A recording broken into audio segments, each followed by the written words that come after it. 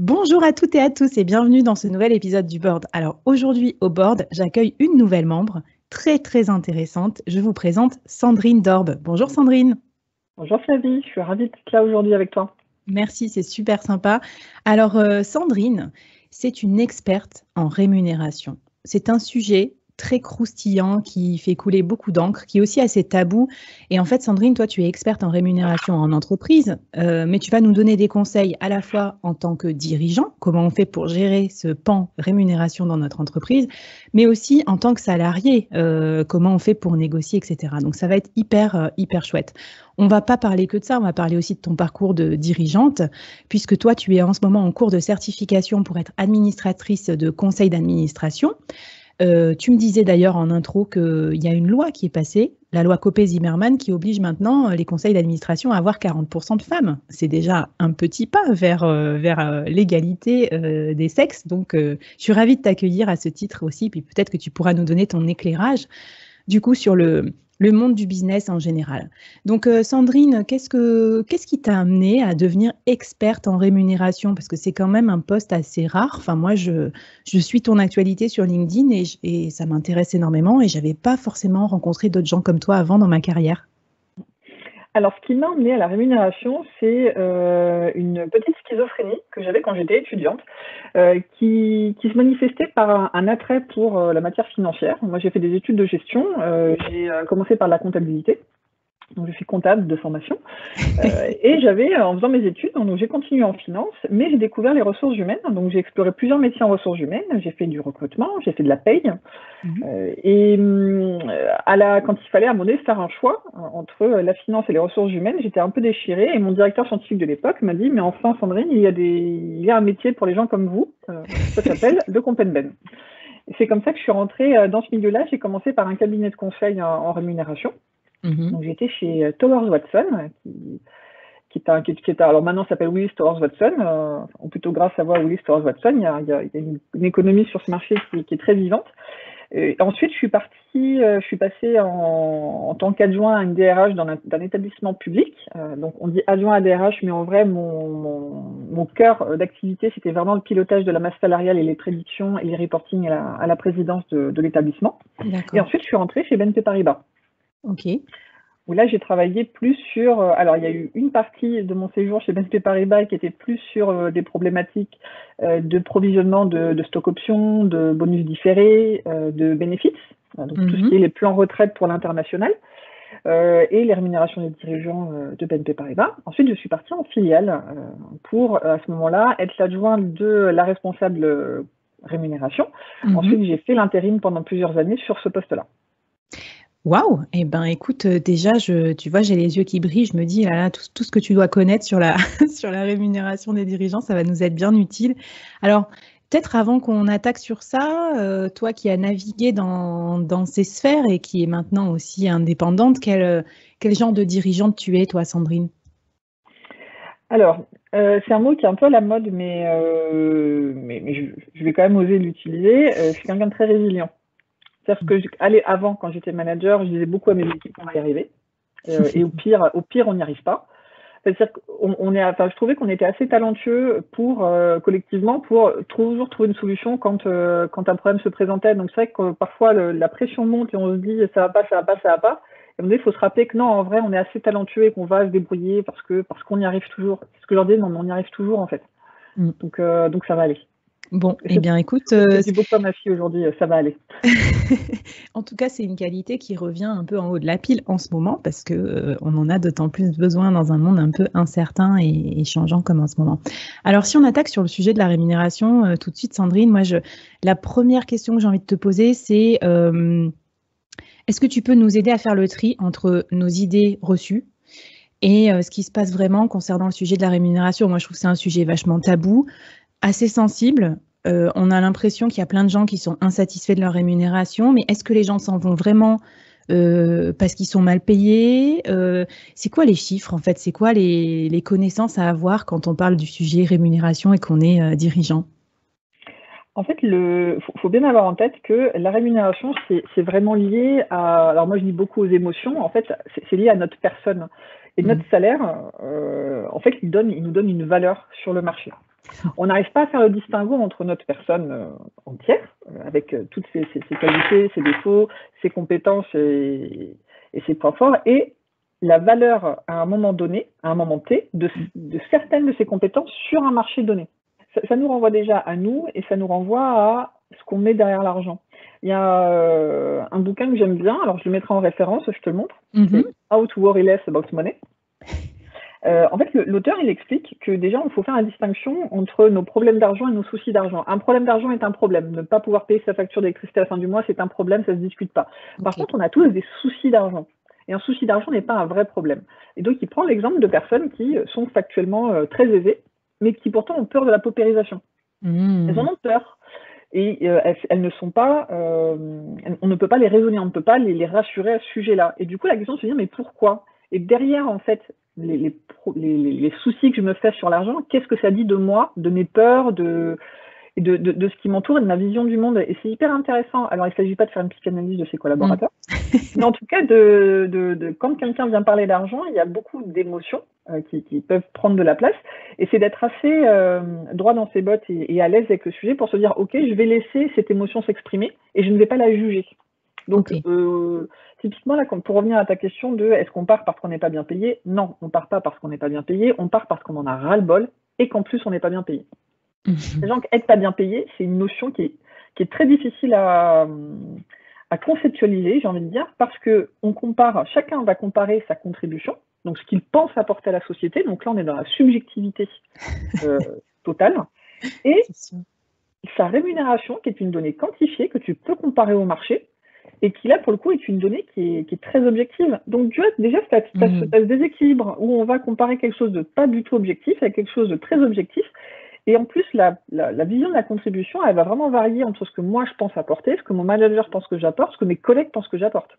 Donc on parle d'un truc où personne n'a le même manuel, n'a la même grille, et pourtant il faut qu'on arrive à en parler. Sauf que c'est quand même déjà être conscient, être à l'écoute de ses émotions. Je ne veux pas passer pour une hippie quand je dis ça, mais vraiment être à l'écoute de ses émotions et comprendre ce que ça dit de nous. Déjà, c'est un exercice que tout le monde n'est pas capable de faire parce que c'est désagréable et qu'on n'a pas toujours l'espace mental pour se préoccuper de ça. Des fois, quand on s'énerve, on n'est pas en train de se dire « Attends, je suis en train de m'énerver. Pourquoi? Est-ce que je me sens en insécurité ?» Non, je suis juste vénère, en fait. Oui, donc déjà, il faut savoir le faire. Ensuite, il faut avoir le courage d'en parler. C'est difficile tout de suite d'aller voir son chef en disant « Écoute, voilà, moi, dans l'équipe, je me sens pas reconnue parce que… » Non. Par contre, de lui dire, écoute, moi je trouve que je suis pas bien payé par rapport à l'équipe parce que quand même, je bosse beaucoup plus et que quand même, ce que je fais, ça a plus d'importance. Ça, c'est facile. Du coup, en fait, les discussions vont se cristalliser autour d'un sujet facile, entre guillemets, qu'on peut aborder avec de la matière, sans aller vraiment dans le fond du sujet, qui est comment est-ce que moi, je me sens dans cette entreprise, qu'est-ce que ça dit de moi et comment est-ce qu'on peut faire pour m'accompagner. Et c'est une question en fait qu'on ne traite pas parce que pour toutes les raisons que j'ai évoquées et qui, dans les temps de crise et de pénurie et de pénurie de budget d'augmentation qui vont se préparent, c'est quelque chose en fait à envisager un peu différemment, je trouve. Alors, merci déjà pour tout ça, parce que c'est super intéressant. Le premier conseil que je retiens aussi, c'est d'aller creuser derrière la question du salaire pour aller peut-être un peu plus en détail avec son collaborateur sur ce qui le démotive vraiment. Donc, c'est des conversations un peu courageuses qu'il faut avoir. Toi, donc, tu dis aussi souvent sur LinkedIn que, quand tu as créé How Much, ta société là pour accompagner les dirigeants en la matière de rémunération, tu dis la rémunération, c'est pas qu'une question d'argent. Alors, je vais mettre un peu les pieds dans le plat parce que moi, je suis un peu basique. Je pensais que c'était qu'une question d'argent et que les bénéfices à côté, je sais pas moi, les tickets resto et trucs, c'était un peu de la gnognotte. Est-ce que tu peux nous dire quel genre de composantes on peut mettre dans la rémunération à part l'argent, nous donner un peu de benchmark, nous donner des idées, nous inspirer un peu pour faire un package qui soit vraiment intéressant pour attirer les talents? Parce que je crois que ça va être quand même assez la clé là, dans les prochains mois et les prochaines années, surtout quand il y a beaucoup de mouvements là, sur le marché du travail. Il s'agit d'attirer les bons vers notre entreprise. Alors, je vais devoir te décevoir, mais en fait, il n'y a pas de formule toute faite de solution facile, sinon il n'y aurait pas d'expert en rémunération. Voilà.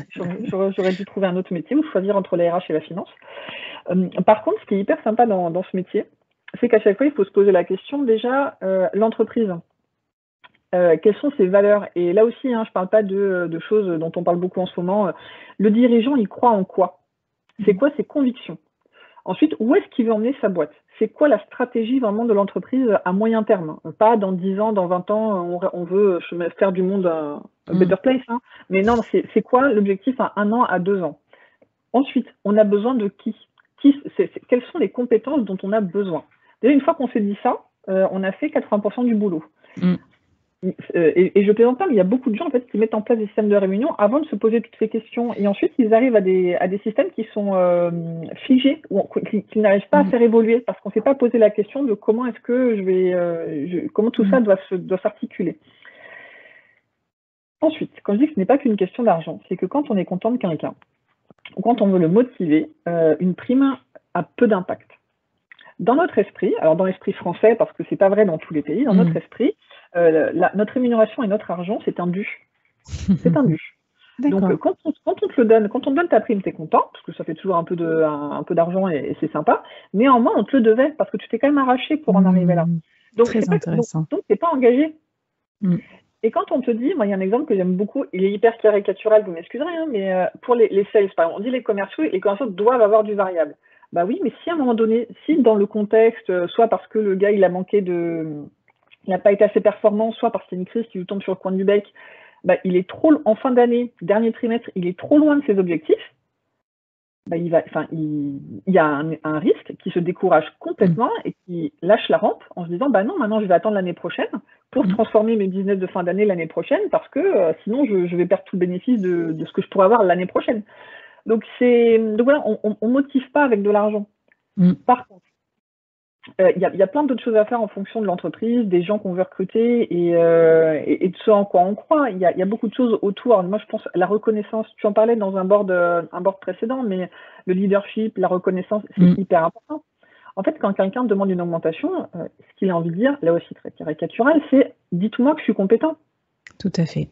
Et alors, du coup, quand on se dit ça, comme le disait la précédente intervenante, il ne s'agit pas de faire de la calinothérapie et de dire aux gens tous les jours, en fait, tu as été super bon. Non, non, en fait, déjà, faut l'organiser via des feedbacks, via les cérémonies de reconnaissance dont elle parlait, dont on m'a parlé dans d'autres sociétés, que je trouvais vraiment belles. Alors, pour ceux qui veulent écouter, je redis, c'est Faustine Durier de Coco Worker qui a mis en place ce système-là de reconnaissance des soft skills entre employés.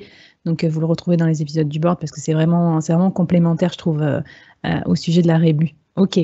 Oui, et la transparence, c'est hyper puissant. Et quand on parle, alors quand je dis transparence, les gens ont peur que je demande qu'on ouvre tous les placards. Parce que j'ai commencé à bosser à une époque où tout était dans des placards et pas sur des disques. Enfin, je vais dire sur des disquettes, tu vois, mais bon. Pas sur nos disques durs. Mais non, il ne s'agit pas de tout montrer, mais par contre, faire preuve de congruence, dire ce qu'on fait et faire ce qu'on dit au plus haut niveau de la direction. Pour moi, le DG et le DRH, bon, et les autres accessoirement, hein, mais évidemment, doivent être exemplaires, doivent dire ce qui se passe. Et alors c'est vrai que là, moi, sur le sujet de la rémunération, il y a quelque chose que j'aime beaucoup, c'est quand on fait preuve de transparence sur la rémunération, donc en fait, on va divulguer les grilles. D'accord. Mais on peut divulguer les process aussi, hein, de dire, en toute honnêteté, comment se passe un processus de révision annuelle des salaires. Comment est-ce qu'on attribue les bonus? Comment est-ce que les salaires sont décidés? Comment les variables sont décidées? Comment est-ce qu'on a négocié l'accord d'intéressement? Enfin, de donner aux gens l'impression qu'on ne leur cache pas des trucs. Oui, c'est vrai qu'on peut améliorer la transparence, je pense, sur ces sujets. Ça crée beaucoup de frustration. Et alors, toi qui accompagnes plein de boîtes, peut-être tu peux nous donner des exemples de composantes de rémunération auxquelles on n'aurait pas pensé, de politiques un peu originales ou modernes de rémunération actuellement, de transparence. Est-ce que, tu n'es pas obligé de citer le nom des entreprises, d'ailleurs, j'en sais rien, ou tu peux les citer. Je sais que des fois, tu fais des articles sur des politiques originales, mais qu'est-ce qui peut nous inspirer à créer des nouveaux formats de rémunération, peut-être? Alors, j'avoue, je ne crois pas aux nouveaux formats de rémunération, malheureusement. Parce que ça reste bizarrement, c'est à la fois très complexe et très basique. Par contre, il y a différentes façons de les articuler. Okay.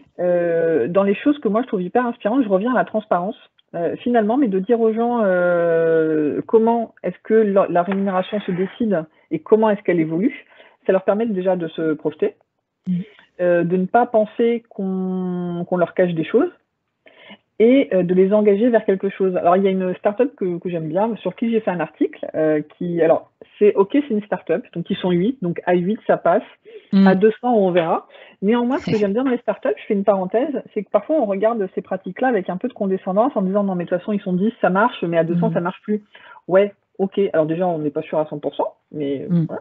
Et ensuite, ils ont en fait une espèce de fraîcheur et de naïveté dans la façon de traiter les sujets de gestion qui, moi, me font m'interroger sur ce qu'on fait. Je dis pas que demain, quand je serai dans une entreprise, quand je suis dans une entreprise, ils sont 500, je leur conseille pas de faire ça, mais j'ai envie juste de réfléchir à pourquoi ils ne le font pas. Et est-ce que les raisons de ne pas le faire sont bonnes? Mais parce que des fois, j'ai été 10 ans en entreprise, donc je sais, parfois on reproduit des choses sans se poser la question de pourquoi est-ce qu'on les fait comme ça. Et quand un nouveau arrive et que le nouveau il a le courage quelque part de poser la question, mais pourquoi on fait ça? Des fois on se retrouve à dire, parce que ça a toujours été. Voilà, et puis parce qu'on a peur que les gens y réagissent de telle façon. Mais ils le réagissent comment? Non, mais en fait, parce qu'à l'époque, il y a 6 ans, quand on a fusionné, il y a eu tel truc. Voilà, en fait, c'est qu'on met en place des choses, on ne se repose plus la question et ça s'ancre. C'est l'avantage aussi de jouer au candide, voilà, quand tu arrives sur de nouvelles fonctions ou de faire appel à des personnes externes comme toi qui peuvent peut-être nous apporter un petit peu cette fraîcheur dont parfois on manque quand on est la tête dans le guidon, quoi, c'est sûr. Et là, donc, tu vois, dans cette boîte de 8, ce que j'ai trouvé assez dingue, c'est que tout est accessible. Tout. C'est-à-dire que les finances de la boîte sont accessibles. C'est-à-dire que tous les collaborateurs voient au jour le jour la trésor, les résultats, ils voient tout. Donc, en fait, ils ont une espèce de charge mentale, eux aussi, de se dire, ma boîte va bien, va pas bien. Est-ce que c'est le moment d'aller réclamer une augmentation? Est-ce que c'est... il y a une espèce de responsabilité. La responsabilité, elle est un peu... Je peux pas dire qu'elle est diluée, elle est portée, par contre, par le collectif. Et je fais le parallèle avec un autre truc dont on m'a parlé hier, une entreprise, un prospect, où typiquement, parce qu'on ne veut pas donner de message négatif aux salariés, on va dire que ça va, les résultats sont moins bons qu'attendus, mais bon, il y a eu la crise, par rapport à la crise, on s'en sort pas mal, on veut être positif, parce qu'on veut qu'il y ait un bon climat dans l'entreprise. Et 2 heures après, on envoie alors 2 heures après, j'exagère, mais vraiment, ça s'est fait la même semaine, on envoie un email avant les évaluations annuelles pour dire, attention, qu'on soit bien d'accord, il n'y aura pas d'augmentation parce que le climat est chaud. Mais qui comprend ça? Est-ce qu'on ferait ça à un enfant de lui dire, écoute, t'inquiète, le frigo est plein, mais ce soir, il n'y aura pas de mousse au chocolat? Non, on ne peut pas comprendre. Et donc, il y a de la défiance. On n'a pas confiance. Et on n'engage pas. Et du coup, les gens commencent à remettre tout en question. L'humain est comme ça, c'est dès qu'on décèle quelque chose sur lequel on n'est pas à l'aise, on remet tout en question. Et ce que je trouve très intéressant dans ton sujet et très très profond, c'est que finalement on voit que c'est pas tant un sujet qui motive, mais par contre c'est un sujet qui peut extrêmement démotiver tous les salariés, y compris les leaders, quoi, y compris les managers. C'est pas de moi, malheureusement, mais parce que je suis une très bonne gestionnaire et exécutante, j'ai envie de dire, mais malheureusement pas une grande penseuse. Mais il y a des sociologues qui ont travaillé là-dessus, notamment des sociologues américains. Donc, il y en a un parmi tant d'autres qui s'appelle Herzberg et qui lui en fait a classé les levées de la motivation en ce qu'il appelle les levées de motivation et les facteurs d'hygiène. Et pour lui, en fait, les facteurs de motivation sont ceux qui vont te pousser à te dépasser et à faire les choses. Et les facteurs d'hygiène, ils vont pas te pousser à faire mieux les choses, mais par contre, si ça marche pas, ça va te saouler. Et ça va vraiment jouer sur ta performance. Et typiquement, la rémunération, c'est là-dedans. Donc, c'est dans l'hygiène. C'est dans l'hygiène. Les locaux, lui disait, des bureaux agréables ne vont pas pousser ta performance. Par contre, si tu bosses dans un taudis sans fenêtre, là, ça va pas le faire. Et du coup, je saisis bien la nuance. Et on a tendance, parce que c'est facile, à aller vers les facteurs d'hygiène quand on veut favoriser la motivation. On voit bien que ça ne marche pas. Parce que c'est facile, entre guillemets, ça coûte un peu de rond, mais c'est facile d'avoir des beaux locaux. C'est facile, au pire, tu mandates quelqu'un qui trouve des beaux locaux, tu installes tout le monde. Par contre, c'est moins facile de mettre en place un vrai système de reconnaissance, d'écouter les gens, de former les managers, parce que ça, c'est crucial, parce que pour écouter, il faut être formé. Parce que le manager, il est en front des salariés qui arrivent avec leur affect. Eux-mêmes, ils ont leur affect déjà d'humain, de salariés, parce qu'eux-mêmes sont salariés. Quand le collaborateur arrive un peu mécontent, ils doivent prendre ça. Ils doivent prendre sur eux et ils se défendent parce qu'ils sont responsables quelque part de l'équipe. C'est le boulot du manager. Du coup, il faut déjà les former à entendre ça, à ne pas les juger, pour pouvoir faire en plus des entretiens qui ont du sens et qui ont des entretiens de qualité, Que ça se finisse bien ou pas, hein, mais il y a un entretien qui se finit mal en claquant la porte et en disant mon chef est un con, je ne veux plus jamais lui parler. Et un entretien qui se finit mal dans le sens où le salarié n'a pas ce qu'il veut, mais il a pu s'exprimer. D'accord. Bon, eh bien, écoute, on garde ça en tête avec l'approche des entretiens annuels. Là, je ne sais pas quand c'est dans vos entreprises respectives ou si vous faites encore cet exercice. Sandrine, une dernière petite question technique quand même. Est-ce qu'il y a des choses à savoir quand on est dirigeant, peut-être des nouvelles, des façons de fixer des primes, des variables, la retraite, des welcome bonus, moi j'en sais rien, des choses qu'on pourrait utiliser quand même pour mettre un petit coup d'accélérateur à ces rémunérations, éventuellement, si on cherche des pistes comme ça pour changer son package? Oui, moi, il y a quelque chose que j'aime beaucoup, qui a été un peu mis sur le devant de la scène cette année avec les réformes, notamment la loi Pacte, c'est tout ce qui touche l'épargne salariale. Okay. L'épargne salariale, beaucoup de gens pensent que c'est pour les grosses boîtes de 5000 personnes qui ont la participation intéressement, qu'on va pouvoir placer sur des supports que personne ne comprend, qu'on va pouvoir débloquer dans 5 ans, ou avant, si on se marie, qu'on a le 3e enfant, ou qu'on achète sa résidence principale. Sauf que l'épargne salariale, je trouve que dans un contexte de crise où beaucoup de gens s'inquiètent sur l'avenir, son avenir personnel et puis l'avenir de la société, de l'entreprise dans laquelle on travaille, et de la société avec un grand S, je trouve ça hyper intéressant, même philosophiquement. L'épargne salariale peut être mise en place dans les petites sociétés. On peut être 20 et mettre en place de l'épargne salariale. Au lieu de mettre en place des primes, des genres de bonus auxquels je ne crois pas du tout, et je ne suis pas la seule, hein, il y a aussi des sociologues qui ont bossé là-dessus. Je vous mettrai en référence quelqu'un que j'aime beaucoup, mais l'épargne salariale, elle permet déjà d'engager les salariés sur le long terme. C'est-à-dire que si la boîte, à la fin de l'année, elle n'a pas atteint ses objectifs de CA ou chacun peut faire déjà la formule qu'il veut en fonction de ce qui lui parle par rapport à son business. Ce que je veux dire, c'est un sales qui atteint ses résultats. Il a le droit à sa prime, quoi qu'il. Mais peut-être que ce que lui, il a apporté individuellement ne suffit pas à la société pour avoir des résultats convenables. Tout à fait. Pour bien fonctionner. Et là, on sort du coup en prenant le spectre global, c'est-à-dire que chacun, les gens ne regardent plus leurs petites primes individuelles en fonction de leurs petits résultats à eux, mais se concentrent sur les résultats globaux de l'entreprise et sur le collectif.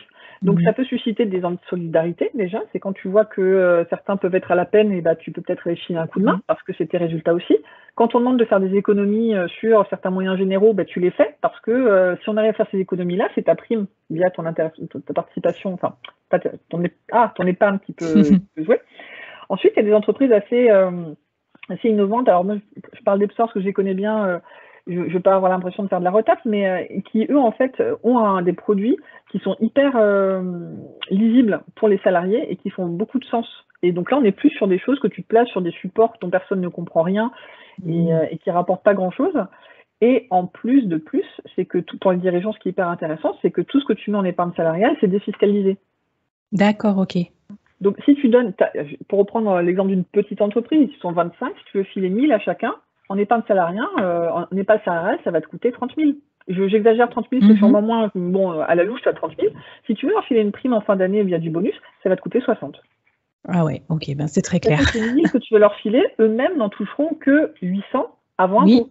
Donc, ouais, ça fait pas mal de décote au bout du compte pour les deux parties, quoi. Bon, très intéressant. Merci. De toute façon, on va mettre ton profil LinkedIn et tous tes articles parce que si on a d'autres questions sur d'autres supports, on peut te contacter, Sandrine, et c'est l'intérêt aussi de ces épisodes du board. Alors là, on a beaucoup parlé du dirigeant. On s'est beaucoup concentré sur, en tant que chef d'entreprise, entrepreneur, qu'est-ce qu'on fait pour avoir une rémunération attractive ou en tout cas pas démotivante.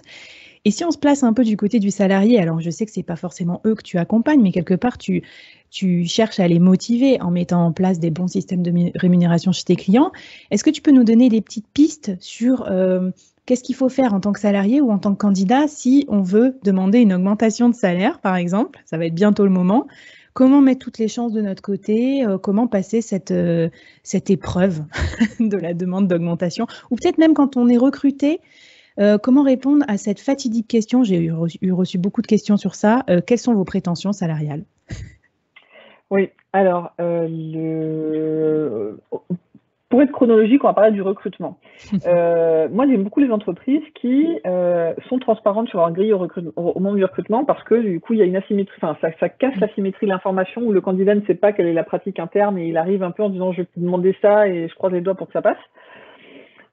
Mais bon, tout le monde ne le fait pas. Alors, quand dans ma sphère privée, on me pose cette question, parce qu'effectivement, dans le pro, on me la pose beaucoup moins, je dis aux gens, tu fais ton petit sondage perso. tu demandes autour de toi, à tes anciens camarades de promo ou à tes potes, sachant que ces données-là, elles sont hyper biaisées. C'est que les gens, de toute façon, gonflent un peu toujours leur salaire, répondent pas toujours. Et en plus, quand on dit salaire, on parle pas toujours de la même chose. Il y en a qui vont dire, une fois j'avais quelqu'un qui était contrôleur de gestion et qui avait un salaire, mais quand elle me l'a dit, mais c'est 3 fois le marché. En fait, non, elle mettait tout dedans. Elle mettait sa 6e semaine de congé payé, sa participation, son intéressement, ce que c'est lui donnait. Non. Alors du coup, si je parle juste de ce que tu touches à la fin du mois et ton bonus, on est à combien? Il y a des grilles en fait qui tournent aussi un peu sur Internet, là aussi à prendre avec beaucoup de pincettes, mais ça donne un ordre de grandeur. Ensuite, je donnais une fourchette. La fourchette, je trouve que c'est, je rigole un peu, mais je rigole. En fait, c'est un bon indicateur de l'interlocuteur en face. Si je dis à quelqu'un, à un recruteur, moi je demande 80-85, s'il me propose 80, ça veut dire 2 choses. Soit ils sont hyper mesquins, soit c'est que le salaire que j'ai demandé était déjà au-dessus par rapport à l'équipe. Et là, à ce moment-là, il ne s'agit pas de recueillir quand on nous appelle pour nous dire « Ok, on va vous faire une proposition, on vous propose tant ». Il ne s'agit pas de dire « Ok, je vais réfléchir », de dire « Ok, pourquoi ?» Pourquoi, comment, c'est quoi la pratique en interne? Comment est l'équipe dans laquelle je vais aller? Enfin, comment Très intéressant ça. Ben oui. Et on n'y pense pas parce qu'on a trop longtemps été mis dans un mindset de demandeur d'emploi. C'est-à-dire que je vous demande d'avoir la générosité de me donner un boulot, et on oublie que l'entreprise, elle a la recherche d'une compétence. Donc en fait, il n'y en a pas un qui a le dessus sur l'autre. C'est censé être une vraie discussion.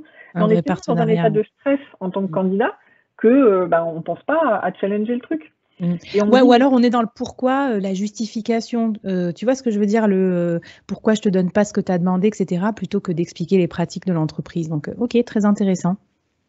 Et ensuite, quand on est ensuite dans l'entreprise, qu'on demande des augmentations, déjà, je demande aux gens de se préparer intellectuellement, mais vraiment, mais même physiquement. Alors moi, je suis très émotive, donc je suis très dans le physique. Du coup, on se prépare physiquement. On y va détendu et dans un mindset où on ne s'énerve pas et on est froid. Ok, ouais, ce qui n'est pas facile puisqu'on a vu que c'était un sujet super émotionnel. Ok. Il faut être hyper factuel. Je demande une augmentation parce que cette année, il s'est passé ça, qui m'ont permis de développer telle compétence que je mets au service de l'entreprise et que l'entreprise en a besoin. Donc, je mérite une augmentation. Parfois, on me dit oui, cette année, j'ai énormément bossé, j'ai eu des super résultats, je veux une augmentation. Alors moi, c'est mon regard professionnel, non, éventuellement une prime, mais pas une augmentation. L'entreprise, ton salaire, c'est ce qu'elle accepte de payer pour tes compétences, pas pour ta performance. Donc, si tes compétences, elles augmentent et que l'entreprise en a besoin de ces compétences-là, oui, à ce moment-là, on dit, voilà, moi, vous me recrutez à temps pour ça, ça a changé et on est tous bien contents. Et ce serait bien que le salaire, il suive aussi. Donc déjà, c'est de bien se dire, qu'est-ce qu'on veut? C'est quoi le sujet? Est-ce que c'est un sujet de on a développé des nouvelles compétences ou c'est un sujet dont on a cravaché, on pense qu'on mérite plus? Et à ce moment-là, déjà, de bien faire le distinguo entre le salaire et la prime. Et ensuite, d'écouter la réponse, mais de vraiment l'écouter.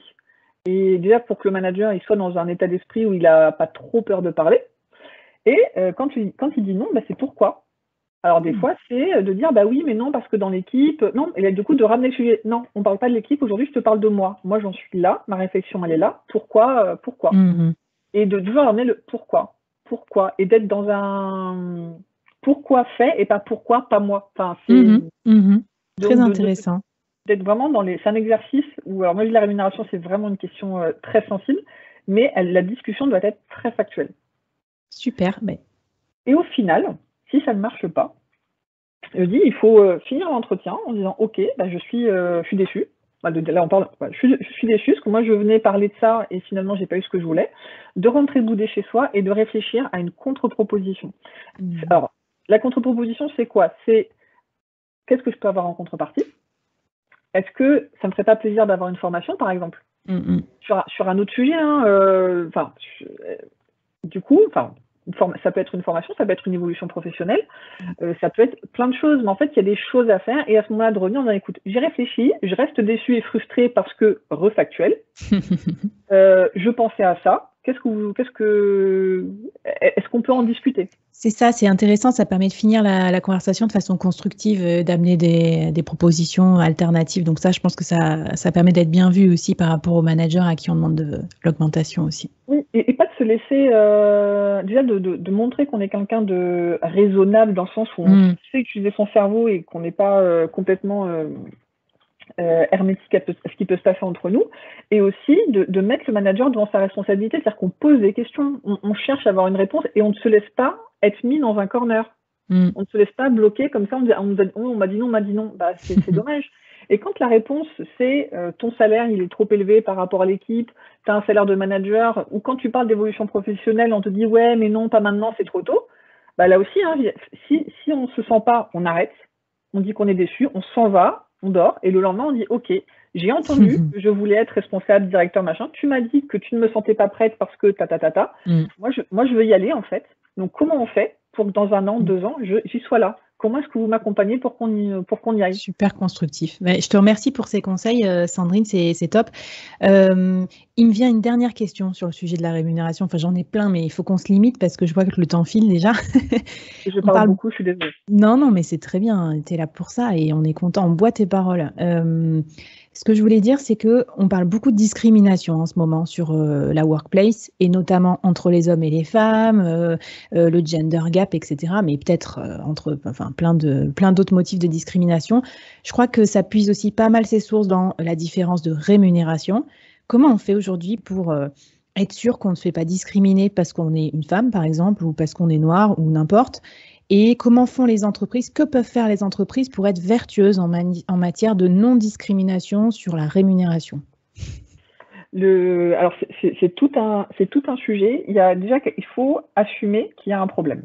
Parce que c'est pas moi qui le dis, c'est pas les féministes qui le disent, c'est comme ça. Il y a un sujet.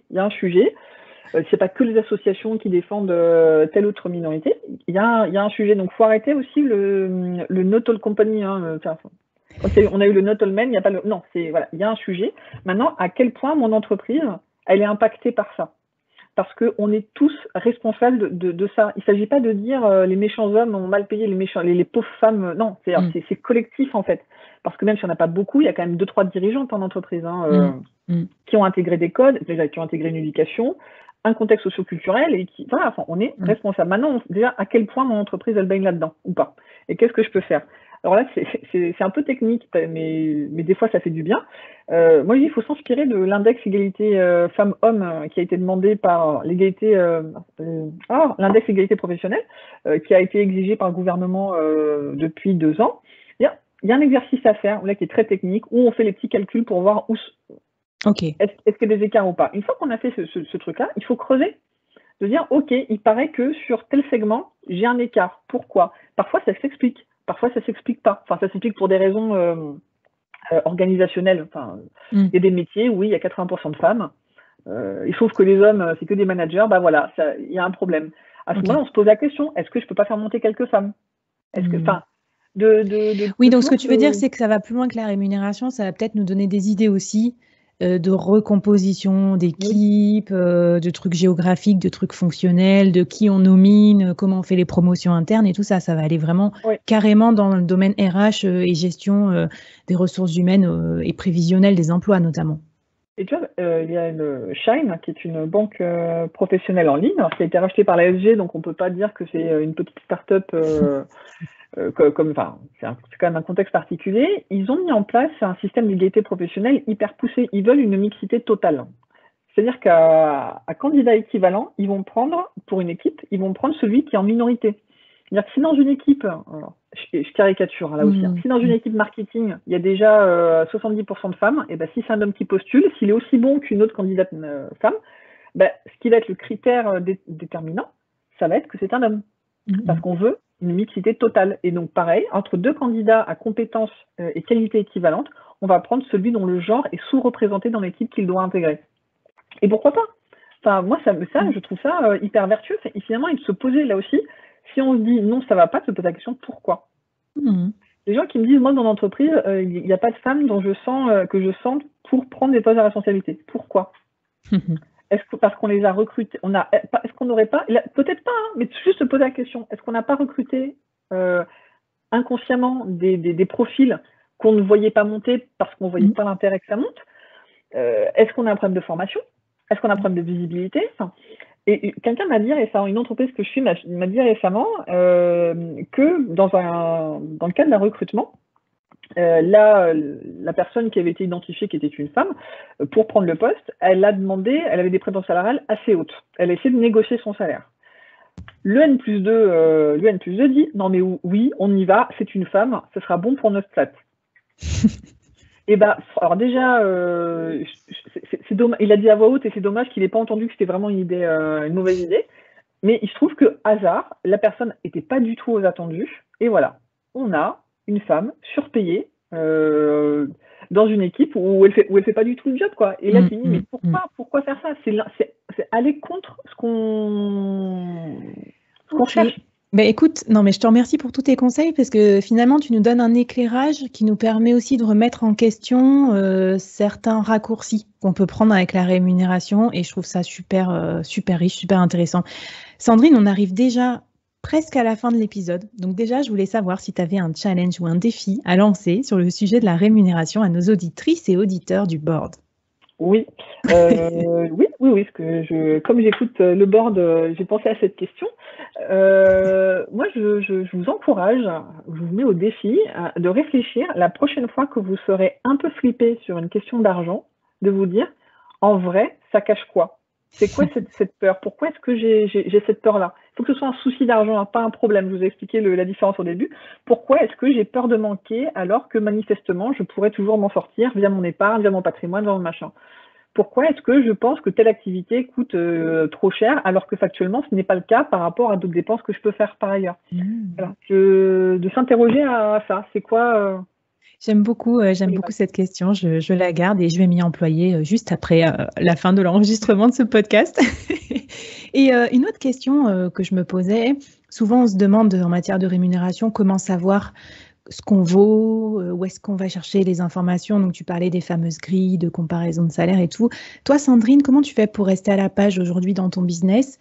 Quelles sont tes sources d'inspiration, de formation, les choses que tu lis? Est-ce que tu peux nous donner quelques idées comme ça? Oui, alors déjà je rencontre beaucoup de gens, j'aime beaucoup parler avec les gens. En ce moment, c'est beaucoup par Zoom, hein, mais ça a au moins le mérite d'exister, même si on en a tous marre. Moi, je trouve ça quand même très chouette qu'on puisse continuer d'échanger. Je lis beaucoup d'articles. Alors, il y a des sites que j'aime beaucoup. Alors, c'est pas original, mais j'aime bien Welcome to the Jungle, qui me donne en fait des idées d'entreprises à rencontrer. Après, je contacte les gens et j'essaie de discuter avec eux. J'aime bien le blog 42.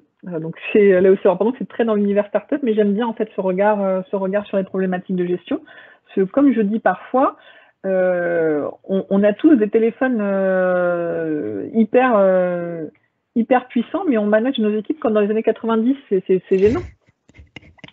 C'est très gênant, je suis tout à fait d'accord. Et donc là, toi, tu puisses des inspirations aussi leadership, managérial et tout ça, c'est ça? Oui, et alors il y a un auteur que j'aime beaucoup, j'en ai parlé un petit peu, c'est Daniel Pink, en fait, et en plus j'aime bien son parcours parce que la personne n'est absolument pas sociologue, il est avocat et journaliste, et il travaille sur, notamment, il est très connu pour la motivation. Et il y a un bouquin que j'aime bien de lui, il m'a fait plein que j'aime bien, mais il y en a un que j'aime beaucoup, c'est La vérité sur ce qui nous motive, où justement il explique que, alors c'est pas lui qui l'explique, mais il se fait le relais, parce qu'il faut s'appuyer, quand tu affirmes des trucs comme ça, il faut s'appuyer sur la science. Donc il se relève sur les travaux de nombreux sociologues depuis les années 60, donc ça date pas d'hier, sur pourquoi l'argent en fait n'est pas le moteur, et qu'est-ce qu'il faut aller actionner pour obtenir des choses un peu plus quali que ce que fait l'argent. Très intéressant, je souscris parce qu'en plus, c'est vraiment tout le sujet, motivation extrinsèque ou intrinsèque et tout. Et je trouve que tous les managers ou entrepreneurs qui nous écoutent, même les salariés, pour comprendre comment on se motive, c'est une super lecture, un super conseil. Je vous mets ça dans les notes de l'épisode. Si on devait terminer la conversation là-dessus, qu'est-ce que tu as envie de dire c'est quoi ton mantra pro? Qu'est-ce que tu as envie de dire comme dernier message aux personnes qui nous écoutent, Sandrine?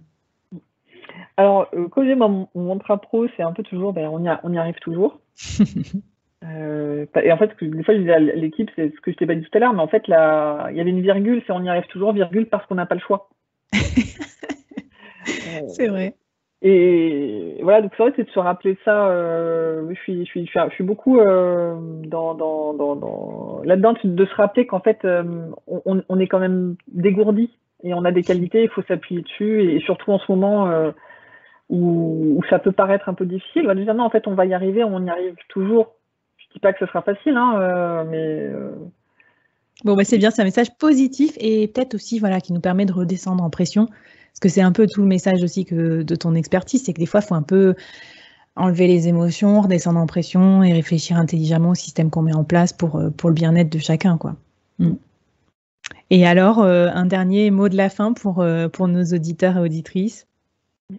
Alors, le dernier mot de la fin, je suis désolée, je vais te l'imposer, parce que c'est une question que j'aime beaucoup que tu poses en général, c'est le pire conseil qu'on m'ait donné. Tout à fait. Et comme j'ai beaucoup réfléchi, vraiment, je veux le dire, le pire conseil qu'on m'ait donné, c'est ne quitte pas la banque avant de faire un deuxième enfant. Évidemment, j'ai quitté la banque avant de faire un deuxième enfant. Et pourquoi j'avais envie de partager ça avec vous, c'est parce que on a beaucoup parlé d'émotions et de s'écouter. Quand à un moment donné, il y a quelque chose qui nous parle dans nos tripes, il faut y aller, quoi. Même si on nous dit mais c'est pas le moment, mais c'est la crise, mais non, en fait, on y arrivera. C'est parce qu'on n'a pas le choix. C'est génial parce que je sais qu'il y a beaucoup d'entre vous qui nous écoutaient qui avaient des projets aussi de création d'entreprise, de se lancer, de switcher, parce qu'on en parlait avec Sandrine. Et donc, c'est un bon petit coup de pied aux fesses, on peut se dire aussi, de s'écouter et de se lancer dans ces nouvelles aventures aussi. Je vois que toi, tu es une entrepreneure épanouie maintenant, Sandrine, dans ta nouvelle activité. Écoute, après 2 confinements, je n'ai pas regretté une demi-seconde d'avoir quitté le salariat. Alors, évidemment, quand tu penses à l'avenir, tu flippes un peu, mais en vrai, je flippe aussi quand j'étais salarié. Donc, la liberté entre guillemets que m'a apporté l'entrepreneuriat m'a ouvert à tellement d'horizons, et même intellectuellement en fait, parce qu'il y a beaucoup de quand j'étais salarié, je travaillais énormément. Comme beaucoup de personnes qui t'écoutent. Et du coup, je n'avais pas l'espace intellectuel pour réfléchir à des choses et à remettre en question mes pratiques. Vraiment. Parce que tu as la tête dans le guidon, qu'il faut y aller, que tu as des équipes, que tu as des responsabilités, donc tu y vas. Et des fois, tu te poses pas la question, mais pourquoi je fais ça? Et je parle même pas de sens, hein, je parle juste techniquement. Tu te poses pas sur le sujet. Dire, mais pourquoi est-ce qu'on fait ça comme ça? Est-ce qu'on pourrait pas... Tu rencontres personne, tu travailles 60 heures par semaine, tu as des enfants.